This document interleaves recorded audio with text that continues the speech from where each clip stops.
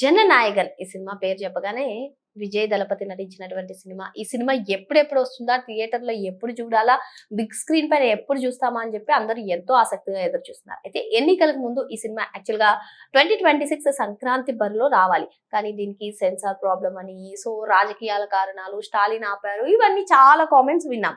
కానీ తమిళనాడు ముఖ్యమంత్రి అయిన తర్వాత విజయ్ సినిమా త్వరలోనే వచ్చేస్తదని అందరూ ఎక్స్‌పెక్ట్ చేసినా ఇప్పటికే ఈ సినిమా ఎప్పుడో విడుదల కావాలి. అయినా ఏంటి అధికారిక అప్డేట్ లేదు అని చెప్పి చాలా మంది వెయిట్ చేశారు. మరి ప్రొడ్యూసర్ కూడా దీనిపైన చాలా కామెంట్స్ చేశారు.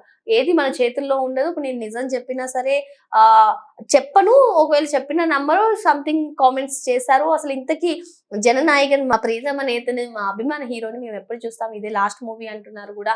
సో మేము ఇది బిగ్ స్క్రీన్ పైన చూడాలి అని చెప్పి అభిమానులు కూడా ఎంతో కోరుకుంటున్నారు. అయితే ఇక జననాయకన్ విషయానికి వస్తే తెలుగులో బాలకృష్ణ నటించినటువంటి భగవంత్ కేసరి ఏ విధంగా సూపర్ హిట్ ఒక సంచలనం సృష్టించిందో దాన్ని రీమేక్ గానే ఇటు జననాయకన్ని తెరకెక్కించారు. అయితే ఇక్కడ ఒక ట్విస్ట్ ఏంటి అంటే విజయ్ గారు నటించినటువంటి ఈ సినిమా అసలు థియేటర్ లోకి రాకముందే, బిగ్ స్క్రీన్ పైన పడకముందే పైరసీ బారిన పడిపోయింది. మొత్తం టోటల్ సినిమాని ఒక దాదాపు గంట సినిమాను కూడా ఆన్లైన్ లో విడుదల చేస్తారు. సో అభిమానులంతా కూడా ఒక్కసారిగా షాక్. అయితే ఏదేమైనా మీరు రిలీజ్ చేయండి, మేము హిట్ చేసేస్తాం అన్నట్టుగా అటు విజయ్ ఫ్యాన్స్ ఉన్నారు. సో ఎట్టకేలకు నాయకన్ కి సంబంధించి ఇప్పటి వరకు ఏదైతే సెన్సార్ కష్టాలు ఉన్నాయో ఆ సెన్సార్ కష్టాలు పోయాయని చెప్పుకోవచ్చు. ఈ సినిమాకి సంబంధించి సెన్సార్ బోర్డు ఏ సర్టిఫికేట్ ఇచ్చేసింది, మరి ఇంకెప్పుడు ఈ సినిమాని థియేటర్స్ లో చూస్తాము, బిగ్ స్క్రీన్ పైన కనిపిస్తుంది.